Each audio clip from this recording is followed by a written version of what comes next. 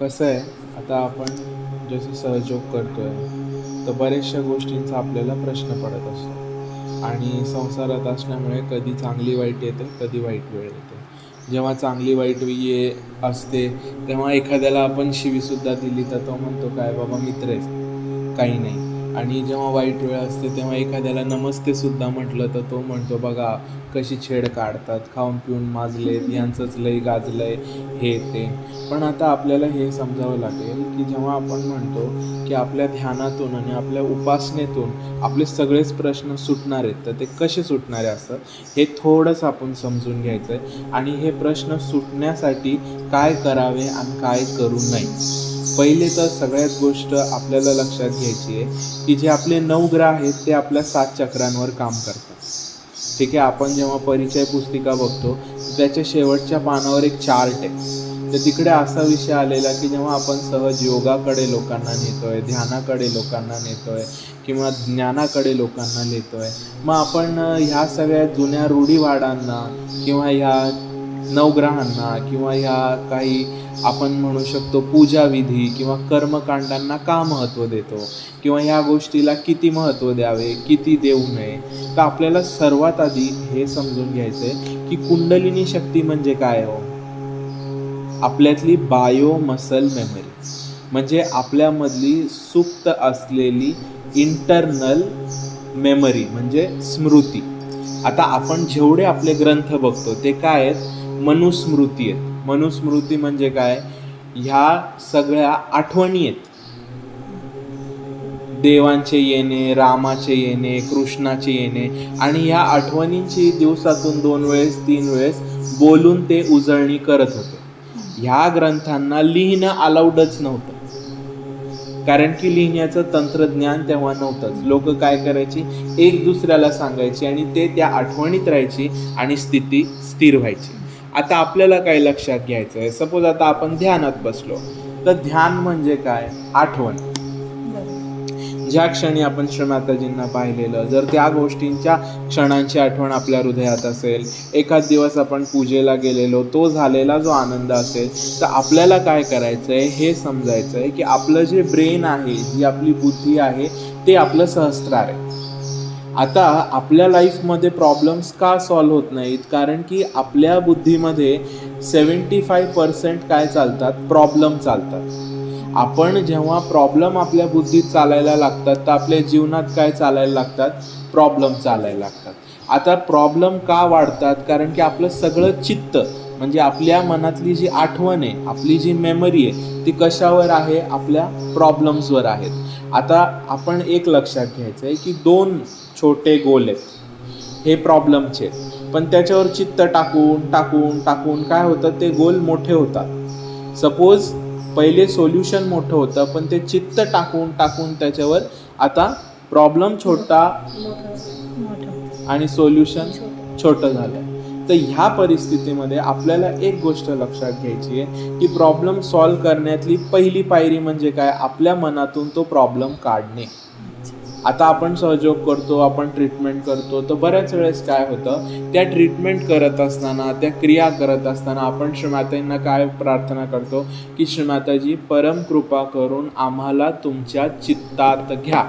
जेव्हा आपण ही प्रार्थना करतो, तर जेव्हा आपण श्रीमाताजींच्या चित्तात जातो, श्रीमाताजी आपल्या चित्तात येतात, तर एका प्रकारचा आपल्या मोबाईलचा वायफाय डेटा ऑन होतो. मग आपण त्या गोष्टींना कनेक्ट होतो आणि प्रॉब्लेम सॉल्व्ह होतात. आता जे आपले कुंडलिनी शक्ती आहे, ती आपली स्मृती आहे. ती ह्या जन्माची नाही, किती कोटी जन्मांची स्मृती आहे आणि ही जागृत होते. तर प्रथम काय, एवढ्या जन्मांमध्ये आपल्यामध्ये काय असते? मृत्यूची भीती, साठवण्याची भीती, साठवलेलं खाल्ल्यानंतर पचण्याची भीती. मग ह्या ज्या काही गोष्टी आहेत, याच्यातून निघण्यासाठी आपण काय म्हणतो? मी शुद्ध आत्मा आहे. त्याच्यानंतर दुसरा एक मुद्दा असा आहे, की आपल्याला स्वतःला ती व्यक्ती नाही, शक्ती म्हणून बघायचं आहे. एक तुम्ही लक्षात घ्या, तुम्ही किती व्रत केले, वैकल्य केले, पण त्याच्या आतमध्ये जर तुमचं चित्त त्या शक्तीशी जोडलेलं नसेल, तर सपोज आता वायफाय तुमच्या मोबाईललाच लागलेला नाही आहे, मग यूट्यूब चालेल का? डेटा पॅक टाकल्याशिवाय यूट्यूब चालणार नाही.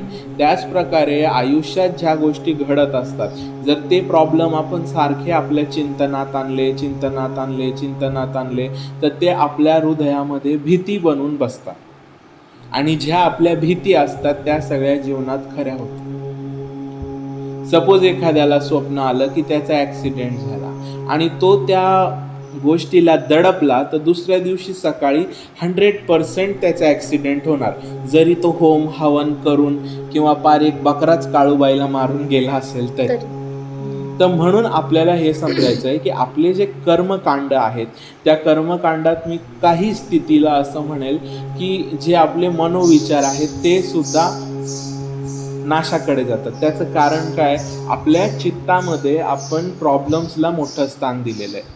असं म्हणतात आता राईट साइडेड प्रॉब्लेम्स म्हणजे आपले भौतिक प्रश्न, जे काही आपले सामाजिक प्रश्न आहेत किंवा जे असे प्रश्न आहेत ज्याला आकार आहे. आता नोकरी धंदा हा आकाराचा विषय, किती त्याने भक्ती केली आणि तो घरी बसला तर त्याला पैसे येणार आहेत का? नाही. त्याच्यासाठी त्याला बाहेर जाऊन गोष्टींना भिडणं आवश्यक आहे. आणि जेव्हा आपण भिडत असतो तेव्हा सगळ्या प्रकारचं क्रिटिसिझम आपल्याला फेस करावं लागतं.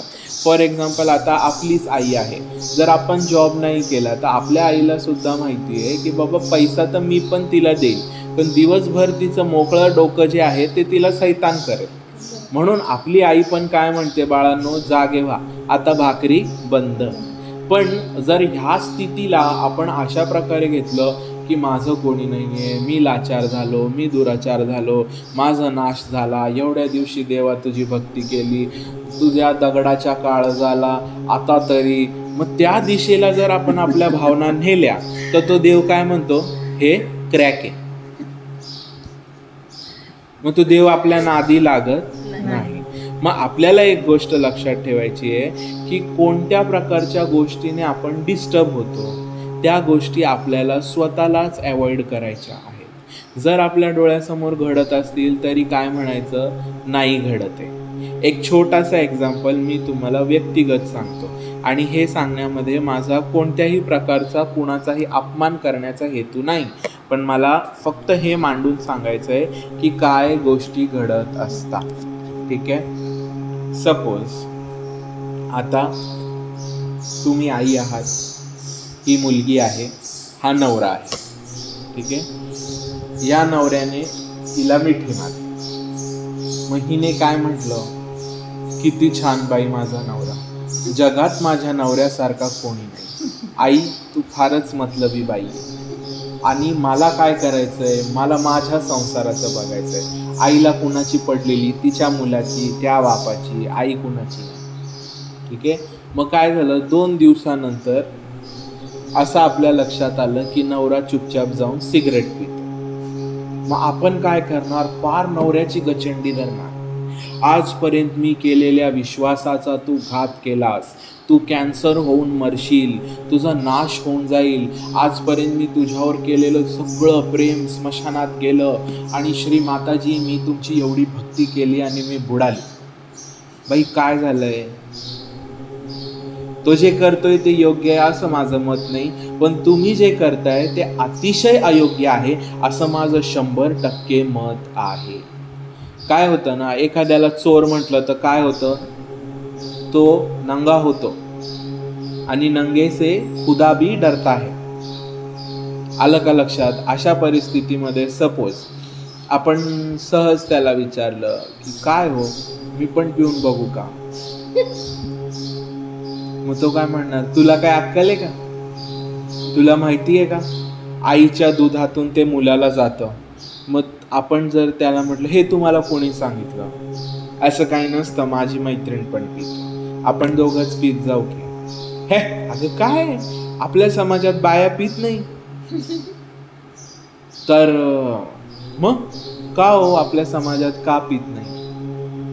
मग तो सांगणार, अगं ते सगळं छातीत जमा होतं, त्याचे नुकसान होतात, हे ते. मग आपण त्याला सांगितलं, पण मी तुमच्यावर एवढं प्रेम करते, मग तुमचं नुकसान होत असेल तर मलाही नुकसान झालेलं परवडेल. मग लगेच त्याच्या लक्षात येतं, अंबाबाई माया खेळू लागली, आता तिच्या नादी लागण्यात अर्थ नाही.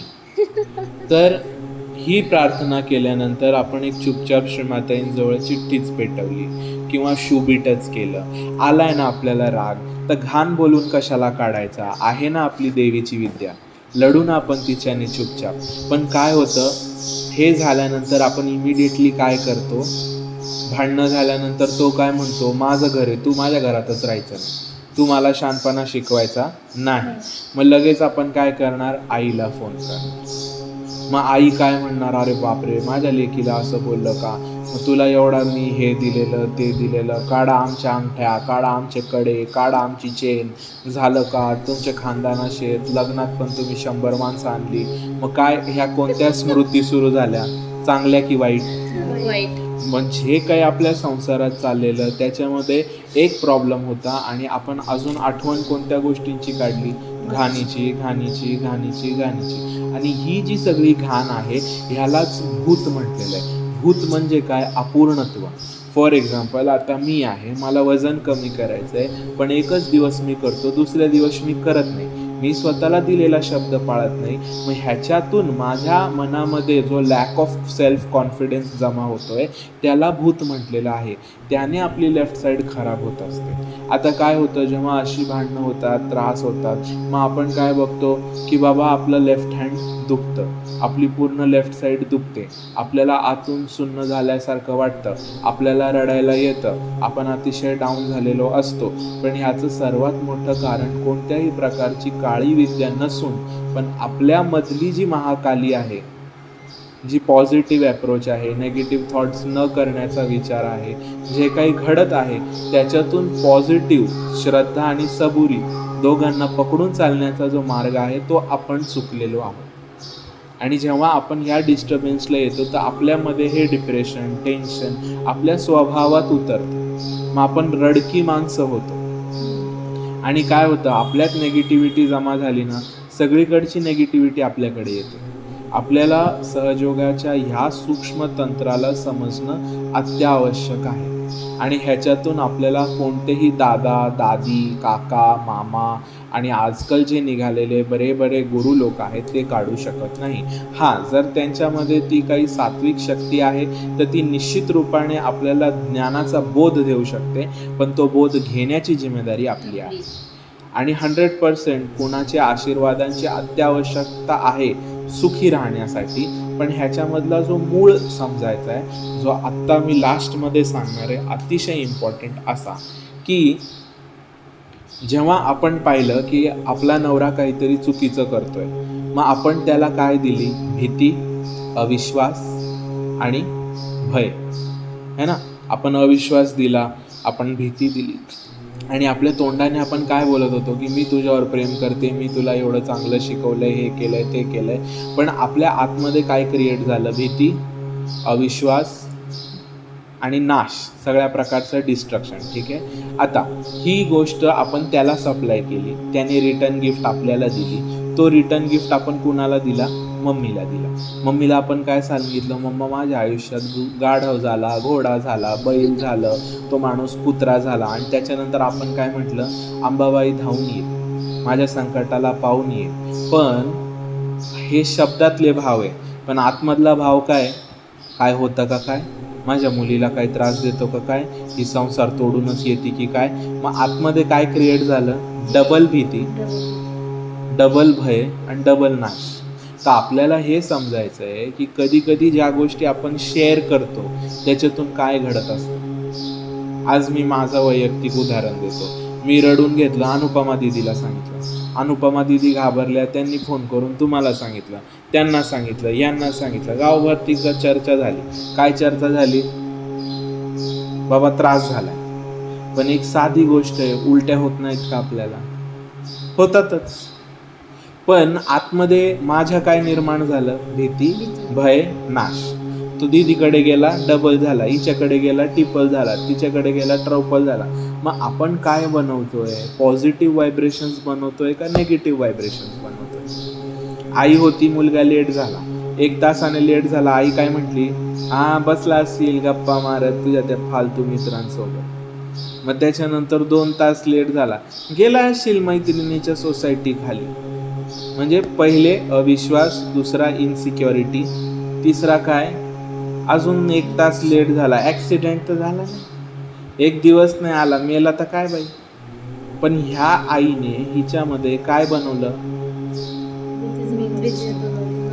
काय सप्लाय झाला. जर आपण चित्तातून म्हटलं श्रीमाताजी आहेत, सर्व करणार आहे, करता करविता श्रीमाताजी आहेत, हे परमेश्वरी शक्तीचं विश्व आहे.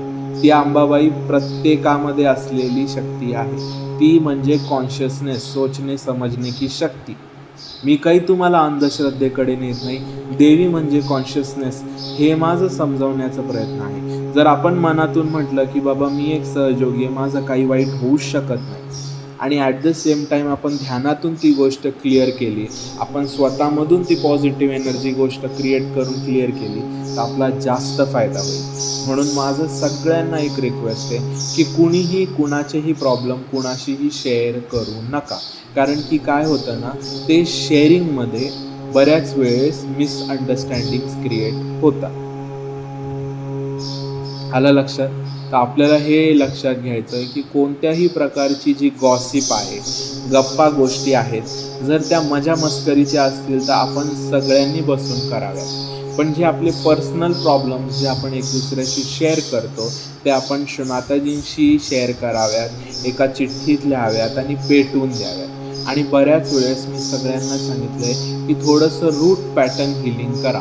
आपल्या आयुष्यात पास्टमध्ये घडलेल्या ज्या वाईट घटना आहेत त्या चित्तात घ्या, त्यांना क्लिअर करा, त्या पॉझिटिव्ह झाल्या असं बघा आणि त्यांना कंप्लीट करून बाहेर या. जर अपूर्णत्व असेल तर ही चंद्रनाडी, ही महाकाली, ही इम्युन सिस्टम, ही आत्मशक्ती विकसित होणार नाही. तर आपल्याला नेहमी लक्षात घ्यायचं आहे की आपण ध्यानात पण बसलो तर म्हणतो व्हायब्रेशन्स येत नाही. व्हायब्रेशन्सला काही कामधंदे नाही आहेत का तुमच्याकडे यायला? तुम्ही कोण आहात जे व्हायब्रेशन्स तुम्हाला आले पाहिजे? ऋषीमुनींनी युगोयुग तपस्या केली आणि त्यांना ते चैतन्य प्रसन्न झालं नाही. मग तुम्हाला कशाला होणार? कारण की तुम्ही एक पॅम्पलेट वाचून 4 टिक्के लावून आलेत आणि भर संकष्टी चतुर्थीला चिकन टिक्का खाऊन तुम्ही महायोगी झाले. फुल आत्मसाक्षात्कार, फुल नाही का अधिकारी बिना पगारी, या स्थितीला जाऊन आपल्याला धर्म सापडणार नाही. आणि ही गोष्ट आपल्याला समजूनच घ्यायची आहे की आपल्याला ह्या शक्तीला जर प्रसन्न करायचं असेल तर आपल्याला तिच्या अस्तित्वाला मान्य करावं लागणार. आपल्याला म्हणावं लागणार आहे की व्हायब्रेशन्स येत आहेत, चैतन्य मला जाणवत आहे. कारण की काय होतं ना, बऱ्याच वेळेस जे पिंडात अडकलं आहे ते ब्रह्मांडात अडकलेलं आहे. जेव्हा आपण श्रीमातांच्या फोटोसमोर बसून म्हणू श्रीमाताजी आम्ही तुमच्या कृपेत सुखी आहोत, समाधानी आहोत, समृद्ध आहोत, तेव्हाच आपल्याला ह्या गोष्टी घडणार आहेत. कारण की बरेचसे आपले प्रॉब्लेम्स जे आहेत ते आपले सायकोसोमॅटिक आहेत, ज्यांचा आपल्याला भास होतो, ज्या खरोखर अस्तित्वात असतात पण एवढ्या जड नसतात जेवढं आपण त्याचं ओझं डोक्यावर घेतलंय. ठीक आहे, पटलं का जे सांगितलं ते?